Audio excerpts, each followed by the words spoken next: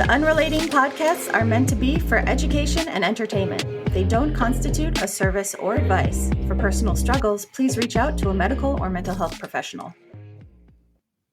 So, Kelly, what do you think is one of the biggest themes in couples therapy? Because I've been to couples therapy in the past, I'm going to guess it's probably, discussing divorce. Yeah. It's, what isn't working in this relationship? Why are we unhappy? What do we do to get back to where we were? All these questions that will ultimately lead to, should we stay together or should we get a divorce or end the relationship? In most cases, I would imagine, and you probably know this, but like you're not going to go see a therapist unless shit's hitting the fan, right? Unless things are going sideways. And then you're like, okay, well, now we need to get help. Exactly. But by that point, is it too late? A lot of times it can be because people wait too long to go to couples therapy. And then there's also the question of how willing people are to make adjustments on behalf of the relationship. And if you wait too long, you're much less in a generous space, to make the necessary changes. Getting married is probably the biggest decision you're ever going to make in your life. Getting divorced would be the second biggest decision you'll ever make in your life. And both are equally stressful. So that's where today's guest actually comes in, because she is an expert, just like you, in marriage and family therapy. Yeah, and I will try and play it cool because I geek out over talking about relationships and couples. So I'm going to try and tamp down my excitement so I can actually absorb what she's saying, because I know she's a great resource, and I'm excited to hear some of her feedback about how to make things a little smoother for people in this tough situation. So you're not going to fangirl? I might. Be prepared. I tend to fall apart pretty easily. My husband actually mocked me mercilessly because we were out in LA and I spotted someone from this show that I love, and I just fell apart. He was like, "Who are you?" Because I was giggling. I was like, "Oh my goshing." And I didn't know I've never seen myself act like that in my entire life. And he was like, "What happened to you in that moment?" I'm like, "I don't know." Can you say who this person is? That's the funny thing. It's not even like a huge star. It's a soap opera actor who is phenomenal in the soap opera that I watch. Oh, cool. His name's Greg Reichardt. He plays Leo on Days of Our Lives. But see, I'm even getting verklempt just talking about it right now. But, it's whatever gets you going. It's like having someone on our show that is so deep into, supporting relationship health and couples therapy. That's what gets me to geek out. I love it. But I'll try not to embarrass us or the show too much. Okay. More than I usually do. That's my commitment. Hi, I'm Kelly. And I'm Michelle. Welcome to Unrelating with Kel and Michelle. I've been a licensed marriage and family therapist for over 2 decades. And I'm the show producer and co-host. Together, we'll explore how we engage in relationships, why we do what we do, and what causes people to unrelate. Joining us today on Unrelating, Dr. Becky Whetstone is a licensed marriage and family therapist and author of I Think I Want Out, What to Do When One of You Wants to End Your Marriage. Let's talk about you. Like, what is your backstory? How did you get started? Yeah. Let's learn a little bit about you. Yeah. I grew up the youngest of 5 in El Dorado, Arkansas, which is, if you've ever heard of Murphy Oil, which is, the oil company associated with Walmart these days, because those are both Arkansas companies. So there was billionaires in El Dorado, Arkansas, where I grew up, and the Murphys would be in our classes and stuff. So, we saw kind of the haves and have-nots. And then, of course, I grew up in segregation, too, in El Dorado, Arkansas. So they started integrating when I was in elementary school, which was an interesting experience. And then my family was obsessed with reading the paper every day, and so I read the paper every day. But I wanted to read the cartoons, of course, and the advice columns. I was obsessed with Dr. Joyce Brothers, Dear Abby, Ann Landers, and in my mom's Ladies' Home Journal, there was Can This Marriage Be Saved? And so I decided I wanted to grow up and be an advice columnist. My plan was to replace Ann Landers when she passed away one day. I like it. And so I did go to college and, get a degree in journalism. I went into sales and then ended up a housewife. And that's the marriage that, got me interested in this subject of marriage crisis, because we were married 8 years. 1 year into the marriage, he'd been so loving, so wonderful, my dream man. And all of a sudden, he slammed the emotional door in my face and became a completely different person, like a cold, not loving person. And he was a workaholic. So I spent the next 5 years begging him to come back out and play with me. And we had 2 kids in the 8 years. And I couldn't get his attention. I couldn't get him to do it. So I entered into the marital dissolution. There's 5 stages of a dying marriage. I entered into that process, but I didn't know it at the time, and hit rock bottom, which is, you hit a straw that breaks the camel's back, where you say, I just can't take it anymore. I'm done. I give up. Had the conversation with him. I think I want out. I'm not sure, but I just can't do this anymore. We went to a marriage therapist in town who was supposed to be the guy. And he told us that if we weren't wanting to work on our marriage right then, that he couldn't help us, that to go off and separate, only come back if I became motivated to get back together with my husband. So infamously, we went out and managed the marriage crisis on our own. It was a complete mess. Our children paid a terrible price. We ended up divorced pretty quickly, and then had a very much less than co-parenting relationship after that. Yeah. And this just has never sit well with me. The whole thing about it just didn't sit well with me. Like, why couldn't the therapist help us? Wasn't there something that could be done? I did. When I got divorced, I had to get a job immediately in the state of Texas. The divorce laws are terrible. And while he was a very, very successful man, I was a stay-at-home mom, and Texas basically leaves stay-at-home moms kind of destitute. I mean, seriously. So I had gone to some self-help seminars and stuff, the kind where they like punch you in the head and make you get confidence and believe in yourself. So I came out and I'm like, I'm only working for the newspaper, and I will write for the features department, and I'm not going to have to pay my dues. And look, I wore those newspaper editors down till they gave me a chance to do that. And so I became a features writer and a columnist. They wouldn't let me do a Q&A advice column, but they let me write about relationships. And I began, a love affair with the newspaper and my audience. And it was extremely popular.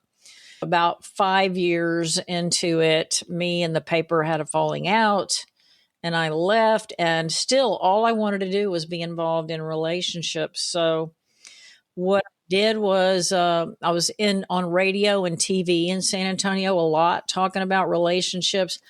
But and I wrote a column for a smaller newspaper, but people would complain that I didn't have credentials. So some of the hosts said, can you just go get a mail order? Get those letters behind your name. People up. And I said, you know what? If Becky's going to get a degree, she's going to do the real thing. So I went to graduate school just to get my master's and be able to shut people up. But I kind of fell in love with marriage and family therapy while I was there. And my colleagues there not forced me, but talked me into continuing and getting my PhD. So that was 5 years in graduate school. And during those years, I had to do tons of research, and they would many times let you choose the area of research that you did. And I was always in the library poking around, looking for information on what could have been done in a marriage crisis. And I started pulling up this mother lode of really rich, incredible information. And I'm like, why don't marriage therapists know about this? This information even needs to get out just to the general public. It could change everything about marriage and save marriages.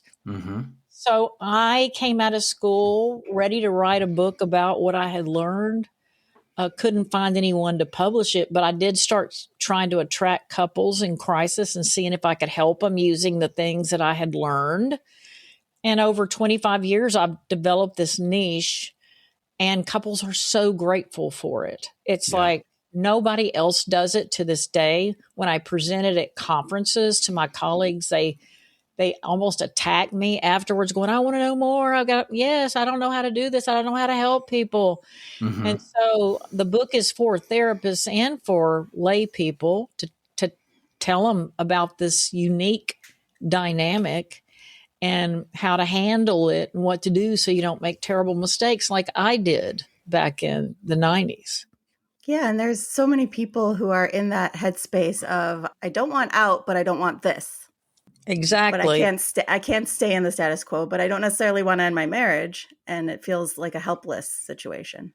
Back in the day, my husband wouldn't give me any time to sort through that, and that was our biggest mistake. He had friends telling him, "Oh, kick her out. Don't put up with this. If she don't, and they were like, she's going to just spend all your money while she's pretending to decide, and so he was bombarded with a lot of fearful commentary and thoughts. And so he literally gave me 2 weeks to decide, or he was going to file for divorce. And I knew I couldn't decide in 2 weeks. So that was just dumb. And so we entered the divorce process pretty immediately when I didn't even want one. Especially from a man's point of view, when you came to your husband and you expressed these concerns and your feelings and he gave you nothing, what was that like? I don't understand. Like, what was he saying or what was he not saying? He just sounds like did he just not care? This is such a common problem. I can't tell you. Like, I see this daily in my, and I actually wrote a blog because I'm an avid blog writer. Put them on my website, but I also on the platform Medium and Substack.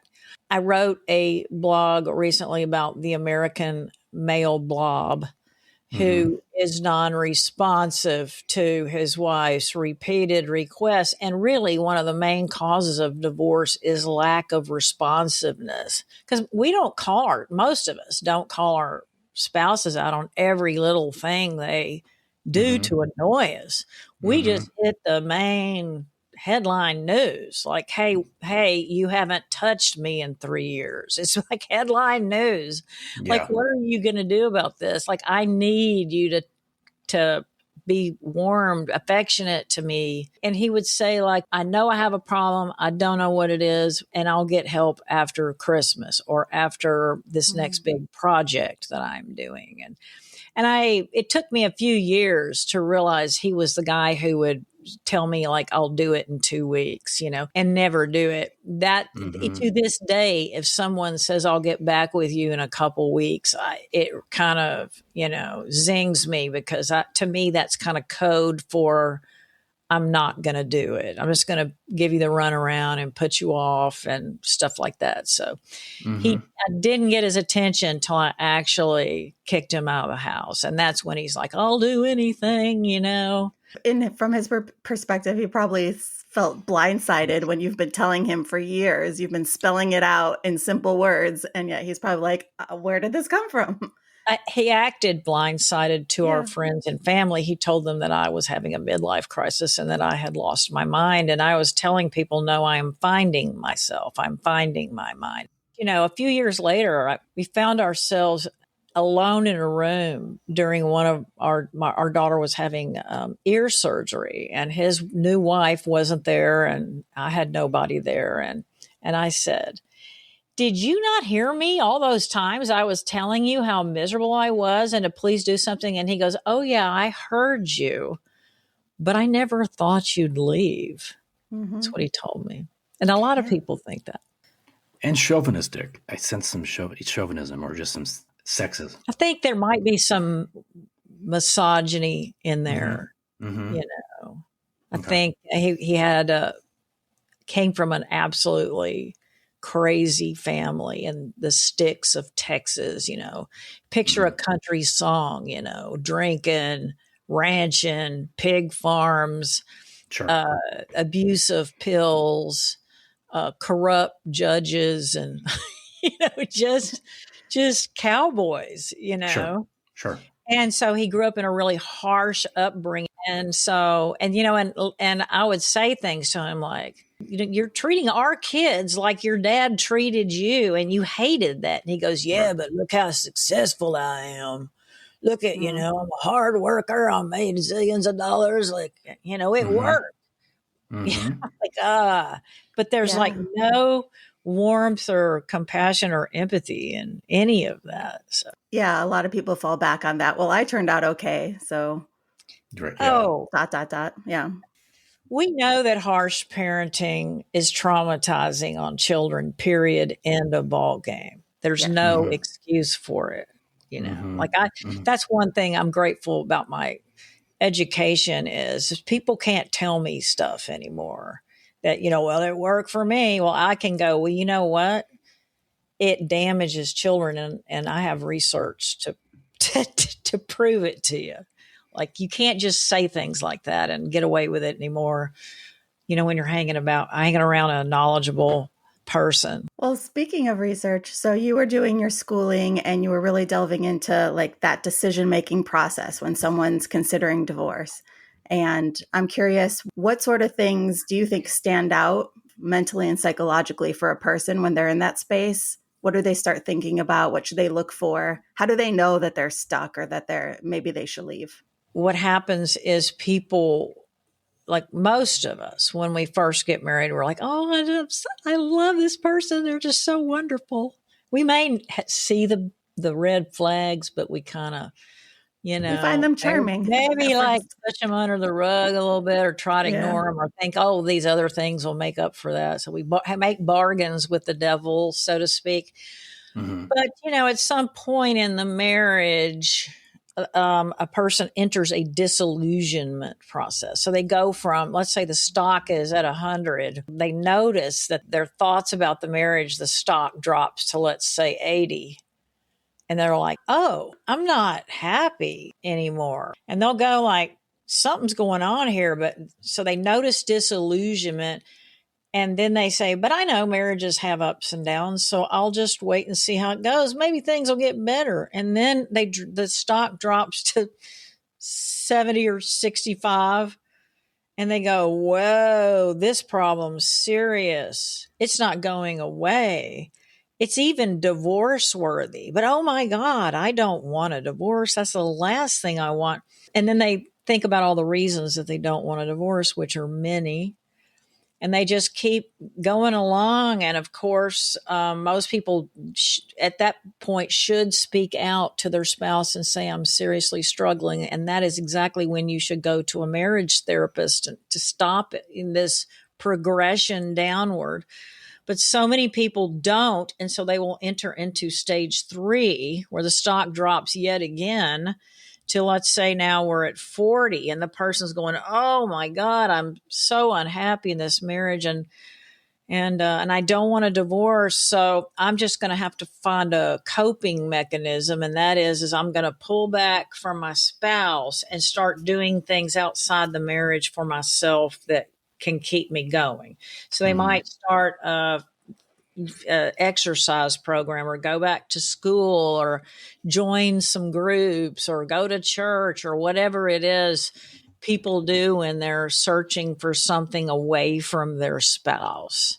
Mm-hmm. And then, after that, it's a matter of time, not if, but when a straw that breaks the camel's back happens and your spouse does something or doesn't do something or says something that in that moment, it just all comes together and the person says, you know what? I can't be with a person who would say or do or not do that thing that just happened right there. I guess what I want to ask you, Doctor, is there such thing as a good divorce? Because the reason I say that is because I was married previously, got divorced. It was a very short marriage, 2-year marriage. I call it my starter marriage.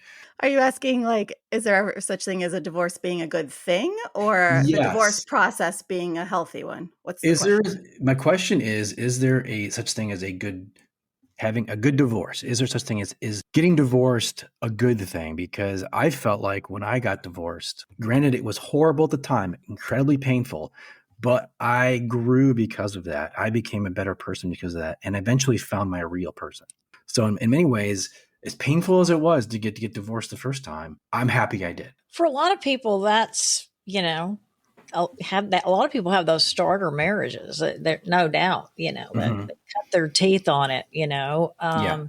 And so that's not that unusual, especially when people marry young and they don't know who they are and they change Yep. so much, and you make your decision to marry for stupid reasons. Like in Arkansas, people will get married at 19 for religious reasons, because they can't have sex unless they're married, and Yeah. so there's stuff like that. But for the most part, when you have children Yeah. involved, the divorce outcomes are not so good. And I think there's a lot of consternation. In fact, I am right now trying to change this. I'm trying to get people to consider a therapist orchestrated amicable divorce and co-parenting plan where you never hire family lawyers and you do everything that you can with a family therapist who actually cares about how well each of you does mentally and emotionally, but more importantly, that your children have a Mm-hmm. best case scenario, because it's the parents that screw up the children in divorce time and time again.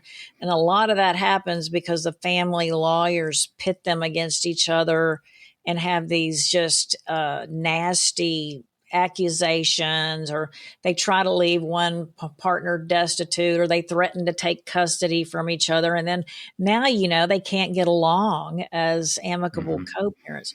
So I'm suggesting that I have something I call the radically positive amicable divorce and co-parenting plan and oversight. And you work with a therapist, negotiating everything that you can, Mm-hmm. and then also designing a co-parenting plan based on best outcomes for kids of divorce. And then the stuff that you can't agree on, we hire collaborative lawyers who don't do the adversarial stuff. Yes. They negotiate everything. You don't ever get hauled in front of a judge. You don't get found in contempt. You don't drag each other to court. And you You're really not do work on. constantly looking for evidence of the other person's bad No, parenting. no, and Yeah. you do right by each other financially, Yeah. and you don't punish one another. So you have a therapist kind of teaching you how to co-parent and overseeing it, and having continuity between the two households and stuff. But I believe that amicable divorce is possible. What I realized about 5 years ago is a lot of the couples I worked with, they left me after they decided to divorce.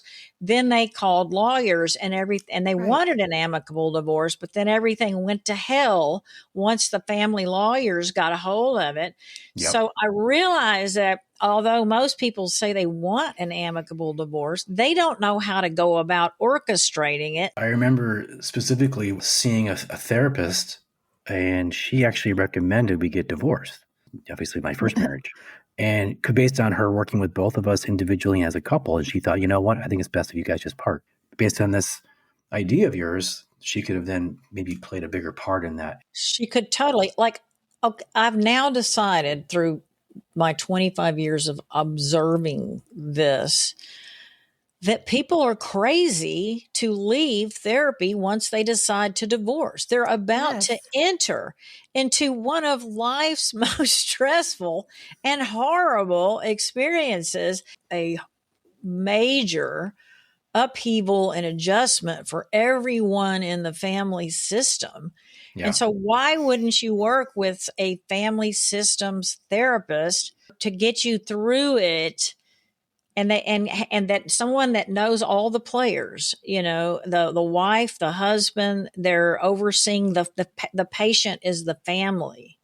Yes. And we move them through it. And one of the things I argue with my clients all the time about is the concept that is, once you get divorced, you're still a family, and you will always be a family till everybody is down under.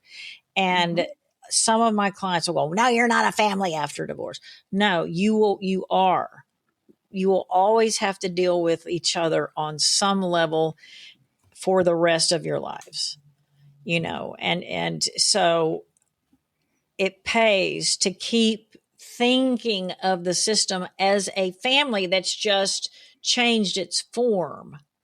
And so in that model, you still care about and help each other in life. Yeah. And so many people are in denial about how divorce affects children. They just don't want to think about it because it's either too painful, or they just, well, that won't be my kids, or there's just a mental block there. There's so many clients I've had that, you have to straight out say to them, like, you are creating pain for your child. When is that going to matter for you? Where does that matter for you in this whole process? And there's just I hate the word resistance in therapy, but in this case, there is a resistance to truly absorbing that fact. Denial, right? They're just denying. Well, there's a lot of people who have divorce fantasies, and they believe by getting this person out of their household that all the things that were bringing them down and making them unhappy will magically disappear. And that is not the way it goes. Yeah. And I'm a pretty tell it like it is person. And I tell them, like, you're having divorce fantasies. This is not how it's going to be. There's going to be, you're not even going to believe how hard this is going to be. And then when you start dating people and maybe creating blended family stuff, that's a whole new thing that people have no idea how to do it in a way that harms the children the least. They just slap families together and let's all be happy. And I have to deal with those problems all the time. And that's why second marriages have a 75% divorce rate, because the blended family situation, people don't know how to do it in a healthy way. So that's another thing that I educate people about is best practices for dating around your kids and blending families. Mm-hmm. Yeah, And something you you've got to talk a lot do that about. with the kids first and foremost in mind. They don't want to go on a date with you and your new girlfriend. They don't. Right. That's never, they say when you blend a family, it can take up to 5 years for the children to feel like it's comfortable. And sometimes it never happens. Mm-hmm. Yeah. So it's tough. It's tough. You're asking people to blend with strangers. And then sometimes you get a stepmom or stepdad who's strict and, tries to bring in new rules to the house and stuff. And just sit back and see what happens. It's going to be a mess. Yeah. I really credit my parents who waited until my sister and I were out of the house before they got divorced. And they had wanted to get divorced previously. They told us that when we were probably in high school. We got very emotional, very upset. I think they decided, okay, let's just put a pause on this. We see how this is affecting our kids. And they decided, we're just going to either try to make it work, or we're going to wait. And they waited. Credit to them. They waited till we were, I was out of college when they got divorced. So I don't know. I guess I respect them in many ways for doing that, making that decision, because I'm sure those are probably 5 or 6 or 7 or 8 years that they probably could have used maybe moving on sooner when they're, a bit younger. But at the end of the day, I think it worked out. So yeah, what you don't want to do though is yo-yo. You don't want to be telling your kids, we're getting a divorce. No, we're not. We're getting a divorce. No, we're not. because Mm-hmm. that is just traumatic for a kid. You're taking Yeah. away their sense of stability, of Yeah. predictability, of comfort. Yeah. I think though that, I wrote a blog about don't wait till your kids graduate from high school to get a divorce, because first of all, if, I'm a huge believer in adults being as healthy as they can be. And when you're healthy as you can be, you don't keep yourself in miserable situations, Yeah. for other people, self-sacrifice for it's kind of codependent, modeling codependent kind of behavior is I'll throw myself under the bus for the kids. And then your kids will end up growing up and being those kind of people and who would self-sacrifice for 7 or 8 years. And here's the kicker. Even after your kids are out of high school, divorce is still devastating on them whenever Sure. you do it. Now, if I have clients who are 30 and 40 years old and their parents divorce and they're devastated.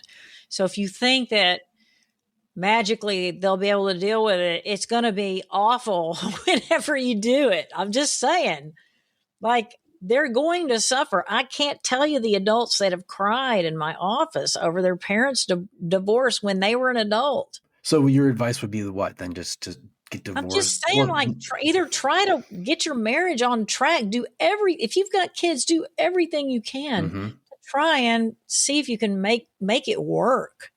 Yeah. And then if you can't, do an amicable parting and a positive co-parenting relationship.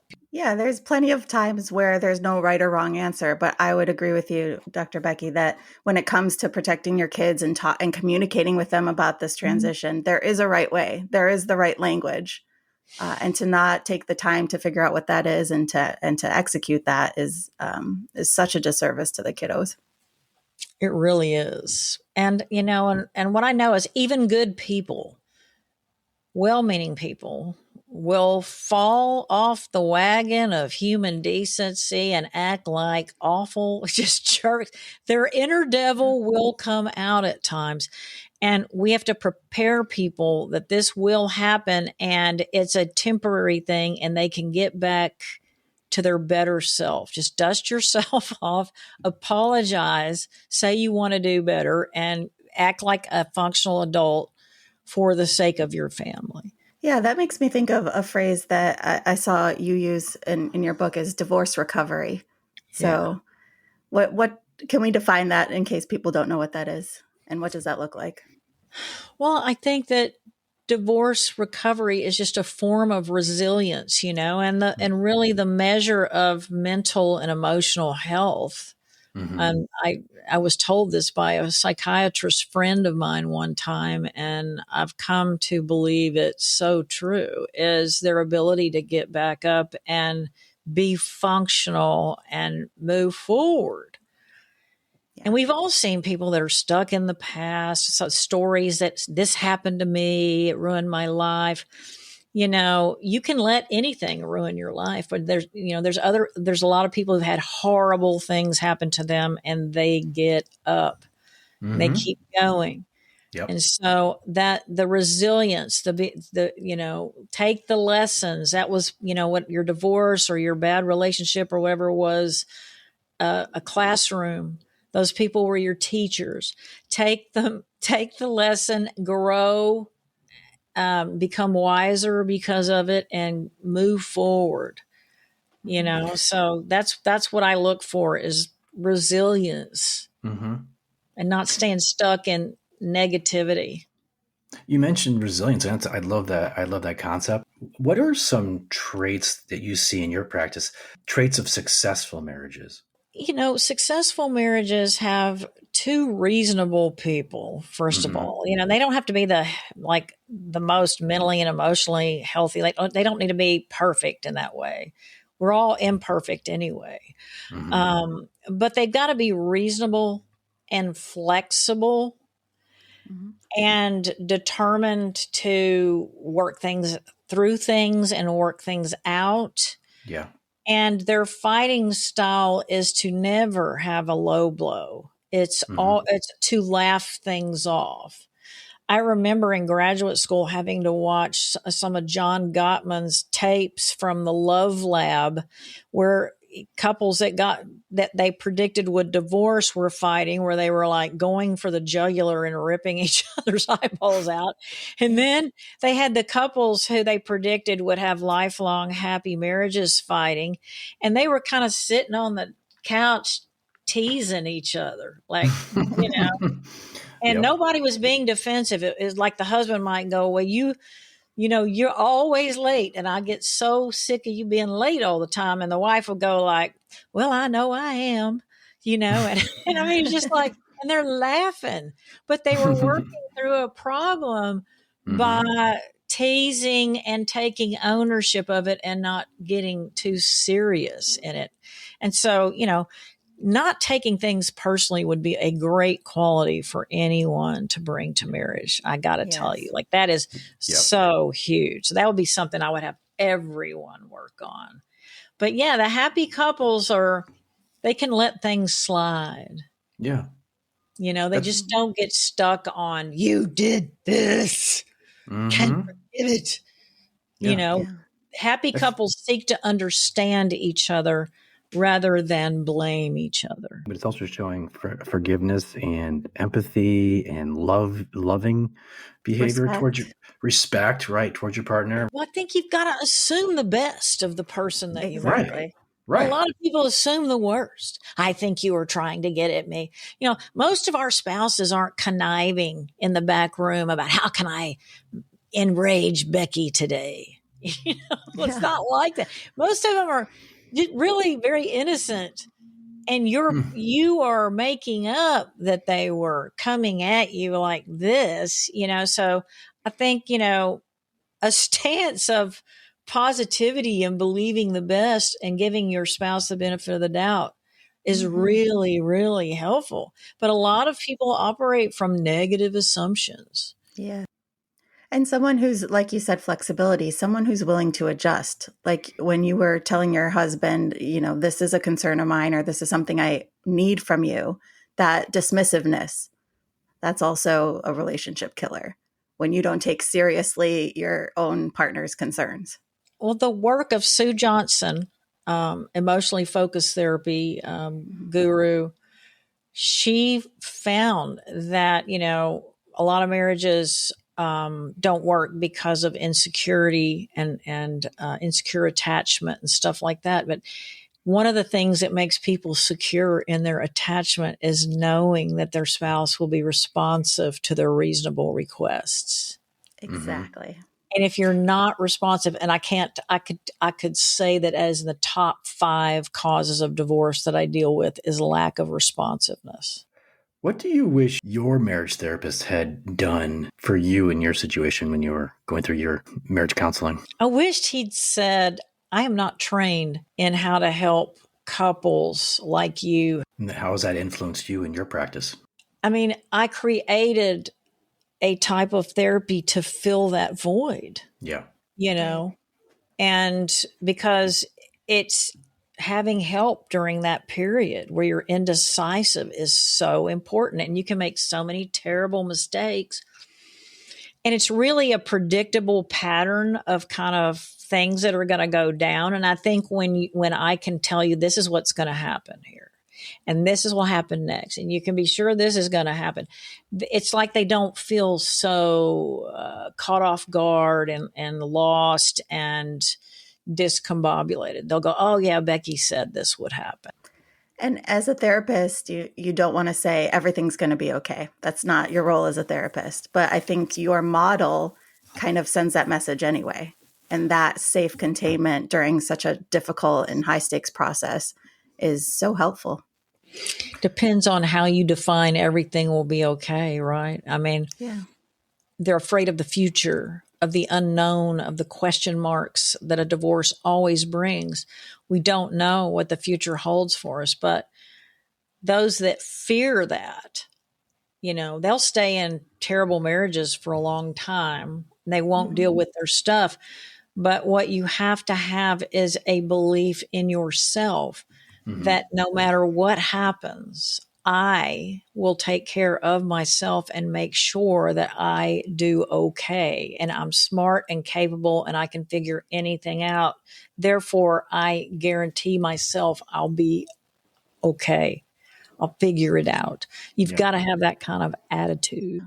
I've read that divorce is one of the leading causes of financial insecurity or financial problems. When two people have joint finances and their joint investments, that all gets split and sometimes not evenly. And it really can impact your finances and thus creating more and more stress. I think the research shows that statistically women end up way less better off. Yep. As a gender, and men rebound within 2 to 3 years and are back where they were before, pretty much, Yeah. I beg women, it's okay to be a housewife if that's what you choose, to be a stay-at-home mom, whatever. But by golly, have a plan B where you can support yourself in a solid middle class lifestyle should things not work out. And I've seen a few men, but it's mainly women who, for some reason, they'll put all their eggs in the man basket, and then when their husband decides, I will not be married to you anymore, then they are going to be pushed out the door into a very scary situation. Now, on the bright side, the women that I have seen that got pushed out like that have all ended up doing very well in the end. It just was the initial anticipatory fear, but they'd go get a job as a receptionist or something. And the next thing you know, they're the smartest person in the office and they're the office manager. And I've just heard so many great stories of my scaredy cat clients who landed on their feet. Much to their surprise. And that's where self-esteem and self-confidence comes, is being a survivor when maybe you didn't believe in yourself. Yeah. So I've really never seen anyone just fall apart and not make it in the end. Yeah. Well, I think of Kelly, and as dark a time as it was post-divorce, in that moment, you couldn't have pictured what your life is like now. No, but you pushed through it, and you had some kernel of hope there, some ability to bounce back eventually. Not in the thick of things. It's very traumatic, and we didn't have kids. I can't even imagine if we had kids. In fact, if we had kids, that would have changed the entire equation, I think. Back to your point, Doctor. No question. No question. It wouldn't have been as easy a decision. Not that it was easy, but thank you for mentioning that, Michelle. Yeah, it was hard. But I tell you what, and again, I look back on that bittersweet, because I really feel like it helped me become the person I am today, and a better person because of it. And actually, it's changed my relationship with my current wife, because I feel like I'm just not going to take her for granted. It's so special, and you don't want to lose it. Having gone through that, I don't want to have that happen again. It does give you perspective, for sure. It does. Also, like I tell my husband, I've been single, most of my adult life, and I dated tons of guys, and I have, and it was a dismal, dismal thing out there, ladies and gentlemen, very dismal, because most people don't put much effort into being healthy, emotional adults. And so I find this healthy, emotional adult out there, and I'm like, oh my gosh, it's the perspective. Like I told him, I couldn't appreciate you like I do if I hadn't had people that were absolutely ridiculously dysfunctional that I met. And they might be successful in business. They might have a bunch of degrees, or they might whatever. That does not guarantee that they know what they're doing in relationships. Let me tell you. Oh, yeah. So, I met alcoholics too, and drug addicts and weirdos. And so I've got my normal husband, I hate the word normal, but, he's just so solid and predictable, and you can count on him. And I'm like, oh my God, I've got a little prize over here. I just appreciate him because I've seen the other side. And he's responsive, which we know my kid's dad wasn't. Yeah. Well, you isn't that know? what Gottman said about women just needing those exact traits: reliability, consistency, accountability, solidness? Kindness. Yeah. Yeah, absolutely. So to wrap up your story, you did eventually end up meeting somebody. Oh, yeah. 5 years after my divorce, I married a guy for 3 years, and that was a crazy debacle, of which ended as I started graduate school. Okay. I remember sitting in divorce and remarriage class because he was wanting to get a divorce, and sitting in the back of the class crying because they were talking about divorce. I was like, oh.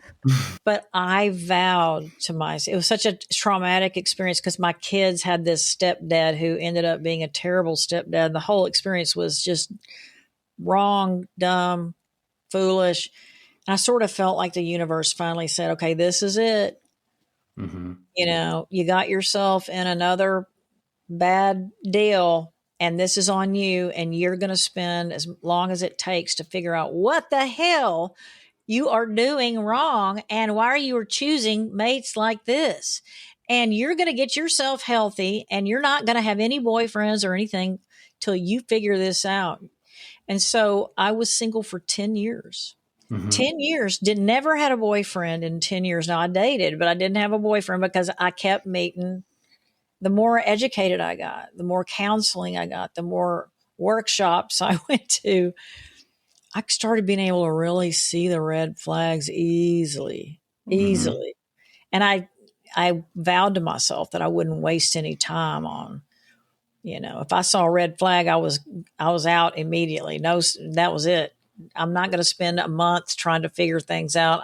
I'll figure it out on the first or second date, and then I'm moving on. I had to get comfortable being alone, being with myself. Supporting myself financially was a very important piece of it too.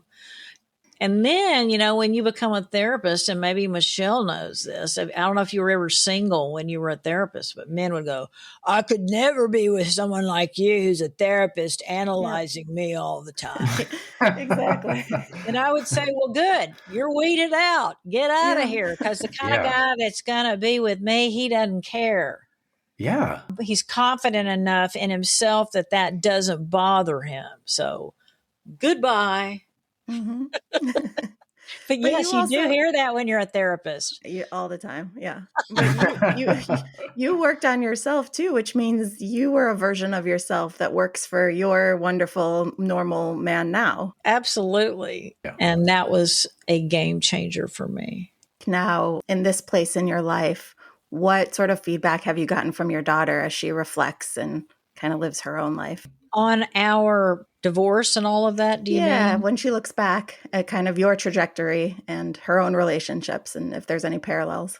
Well, I was telling her the other day, that my husband and I are at the stage in life where you want to start getting rid of things and cleaning out storage rooms and stuff. And so I'm finding all these photographs and these birthday cards that my children sent me. And I found several cards from her brother who passed away in 2011, and from her during my graduate school years, saying how I was a role model for them, that they could not believe how I had gone to school and done those hard things while I was a single mom. They could not have, they exuded over my ability to be a survivor and create things in my life, and how proud they were of me and all that kind of stuff. Now, on the bad side, my daughter would say that she still mourns that me and her dad can't be friends. She grieves that. Yeah. And sometimes she yells at me about it, and sometimes she cries about it. He's so invulnerable. He's so closed off. Mm-hmm. And like, she knows this, that for him, he has to shut off because the feelings of what all happened between us are too painful. So the best way for him and his Texas way is to just shut off that valve and stay away from Becky. So we really have not been able to communicate in many, many years, even though sometimes we're in the same room together. He tried to shake my hand the last time I saw him. I was like, "Are you kidding me? Trying to shake my That's hand?" so awkward. I'm like, "Just give me a damn hug. What the hell?" Yeah. Did he get remarried? Oh, yeah. And I think that's part of the thing. I think he doesn't know how to be, because my daughter tells me, oh, if his wife was out of the picture, he would go to dinner with all of us. And but because of her, he feels like he has to never speak to me or have anything to do with me. And which I don't think is true. It should not be that way, is all I'm saying, But that's what my daughter. You are an intimidating ex. I mean, you've got sparkle, you've got, success. Yeah. See, to me, I'm just some chick, Yeah. I think the new wife is jealous of the old wife. You think? Oh, I yeah. don't know. When my son was a little boy and his dad started dating this girl, which was very soon after our divorce. My son was about 7 years old, and he came home and he goes, "Mom, Dad has a new girlfriend and she's skinnier and prettier than you are." Oh, children. It was hilarious, though. It really was. She's an okay lady, but she doesn't know how to do this blended family thing, I will say. Mm-hmm. She really, nobody does. Well, speaking of knowing how to do this, I really feel like you really know how to do this. You've really brought a lot to the conversation today, Dr. Becky. I mean, a very difficult subject matter, and it's certainly hard for people to get their heads around it. I appreciate you coming on the podcast, talking about it. Thank you. I think I have so many regrets. I think that a lot of what I'm doing must be fueled by my regrets and mistakes made and ridiculous choices and things, and I just wanted to understand it. I wanted to understand myself. I wanted to understand others, which led me on this educational journey. Yeah. And I've learned so much wonderful information. And so that's why I blog about it all the time and make YouTube videos and trying to get all the things I've learned that have made such a difference in my life out there for other people. Mm-hmm. Well, that's the key right there. You could have just learned your lessons and moved on with your life, but you are someone who cares enough about the world that you are trying to give access to those resources, practical strategies, saying like, you're being innovative. How can we do this better? How can we give more access to resources? And that is a gift that you don't necessarily have to give, but you've chosen to. And I thank you for that. Well, I thank you for acknowledging it. And that's makes my life worthwhile. I know I'm making a difference. And that's lovely. Thank you, Dr. Becky, for being here. Dr. Becky Whetstone is a licensed marriage and family therapist and author of I Think I Want Out, What to Do When One of You Wants to End Your Marriage. And your website is, I was just there, actually. MarriageCrisisManager.com. And don't forget to find my blog on Medium. I have 175 so far and writing about 5 or 6 every month, new content. Wow.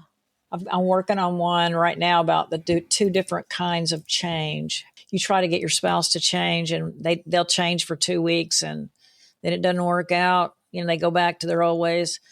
I'm going to explain that kind of change and then the kind that really is change.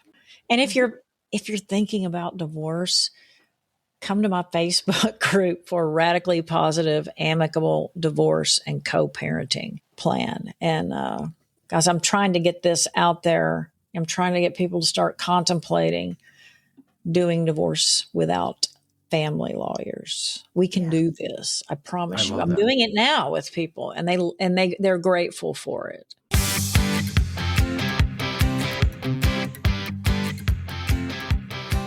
It's always nice when we have experts like Dr. Becky because I feel like I need to step my game up a little bit. Unlike when it's just me, you can post. Exactly. Nobody would call me an expert. No. I put on a button shirt today, so I did look a little more professional than we my have usual. to pretend to be professional here. You know what I also find very delightful? No matter who we have, we end up talking about something that doesn't get talked about a lot. So whether it's like father grief with sad dads, or here we talked about just like the really important need to consider children in divorce mediation. And these are things that people aren't considering a lot Yeah. of the times when they're in these tough situations. And again, it's like, hey, here's a resource to make this difficult process a little easier on you. And I appreciated her feedback, her pushback on me when I said that, I appreciated my parents waiting until we were older, thinking they were doing us a solid. And they were, I think, because I had moved out of the house.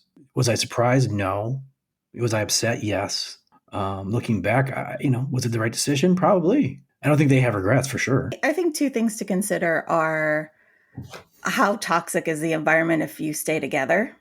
Mm-hmm. You don't want to be continuously exposing your children at whatever age to just an atmosphere of conflict or tension or fighting or silence, whatever that looks like. It would be better to part ways than to continue that home life. Mm-hmm. And also the age of the children does really matter when you're contemplating divorce, because where they are in their cognitive development is going to dictate how much they understand about what divorce means, what that's going to look like. And like Dr. Becky said, considering the children's feelings and their need for stability, their need for consistency, it's a very confusing time for kids when their parents get divorced. And you always run the risk of them internalizing that somehow as being their fault, depending on what age they are and how much they understand. So if you just have to be really thoughtful about how you're messaging. In your practice, I would imagine this comes up quite frequently, right? People who are going through some marriage issues, and the kids have to be the number one consideration. Yeah. And when unfortunately, a lot of couples come to couples therapy when they already are in crisis or there's a term called mixed agenda couples, where one person wants out, one person doesn't, or they're just on different levels of commitment to the marriage. Mm-hmm. It can be tough when a couple is already in such distress. They seem to be kind of wrapped up in their own feelings about it. And it's very hard in that moment to say, well, consider the children's feelings, because they're just so in it for what they're going through. Mm-hmm. That's why I love premarital counseling. You know that. I talk about that all the time. And like Dr. Becky said, advocating for, don't wait until you're at stage 5 or stage 4 to get the help that you may need for your relationship. When you start to see these concerns or challenges or issues, intervene early. Because if you come to couples therapy still in a reasonable space, it's much more likely to succeed. Yeah. Too many people come into couples therapy already either 1 foot out or both feet out, and they're just looking for that last, confirmation. Yeah. Yeah, that makes sense. Which is fine. I have to say, and I didn't ask Dr. Becky her opinion, but I'm shocked that your therapist said, actually gave her opinion that you guys should separate. Yeah. I remember that. That's something I would never do unless there's some, safety issue or just so much toxicity that it's written in plain English there. But to me, it's not my job to keep a couple together. That's not what the couples therapy is for. It's about discerning, should we stay together or not? And I'll facilitate and support you guys figuring that out. I do recall going in circles a lot and just kind of repeating ourselves, and it just didn't seem like progress was being made. And I guess I was a little surprised by her advice, but I don't know. Maybe she's sick and tired of seeing me. I don't know. I would be. I mean, if as a therapist, if I'm feeling hopeless, I have a client in front of me. That's not the time where I should give up. That's where I need to reflect as a clinician and say, where is this feeling of hopelessness coming from? Am I getting sucked into this dynamic? Am I getting triangulated? Am I, being affected by feeling like this can't work out? But it's not a time to just say, no, you guys need to cut loose. But what if she was right? And I think she might have been. Yeah. But so was her saying that the impetus for you guys to actually part? Yeah, I think it probably did. I can't remember the exact timing. It makes me anxious to think of a therapist injecting their own opinion in that way. You have to understand the power you hold and the words you use with your clients. Maybe it was the right decision for that couple. It wasn't for the therapist to decide that for them, though. And if the couple if I was in couples therapy and my therapist said, you guys need to cut loose, I would take that very seriously and probably give up hope. Yeah. And maybe 5 minutes before that, I was willing to try. But hearing that, I'm like, if she doesn't think we can do it, then we can't. I'm out. I think I was halfway out the door. You can be halfway out the door and still do couples therapy. I don't want to give the impression to anyone that if you're halfway out the door, you shouldn't try. Yep.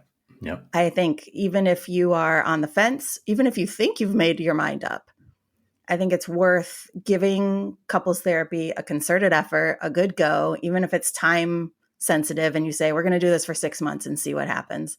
Ambivalence is okay. That happens in therapy all the time. What were your takeaways from this conversation with Dr. Becky? For sure, we continue, no matter who the guest is, we continue to have this theme of resilience.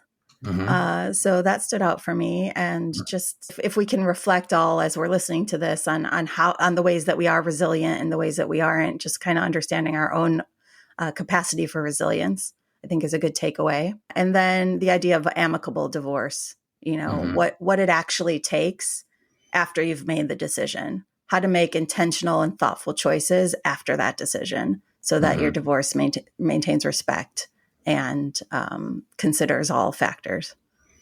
How about you? The traits that can predict a happy marriage. And it's just, again, being flexible, showing empathy and humor. She mentions humor and you can tell a successful marriage versus an unsuccessful marriage by how the couple was giggling together. That shows so much.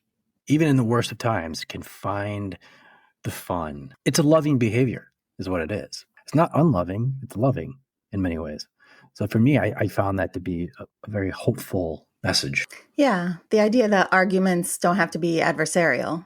Yep. You can disagree, but maintain your connection. And that responsiveness piece.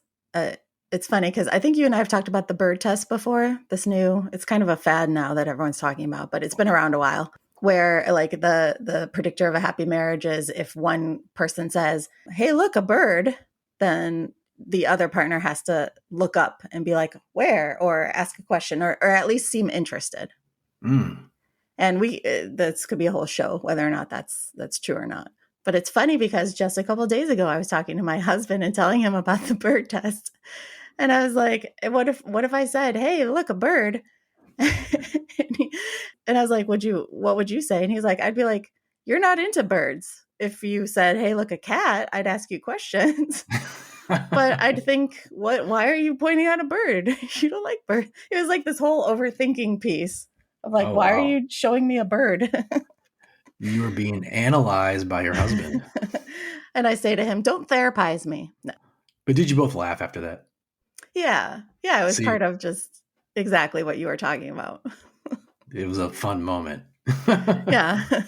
Well, speaking of fun moments, this was another fun podcast. Heavy topic, but fun podcast. Agreed. If you're struggling with family, friends, or just life in general, in a bad relationship and wondering what to do, or you want a relationship and to set yourself up for success, then we want to talk to you. So make your appointment on Unrelating. To be a guest, ask a question, or recommend a topic, drop us an email at theunrelatingpodcast@gmail.com. And be sure to follow us on Instagram and YouTube.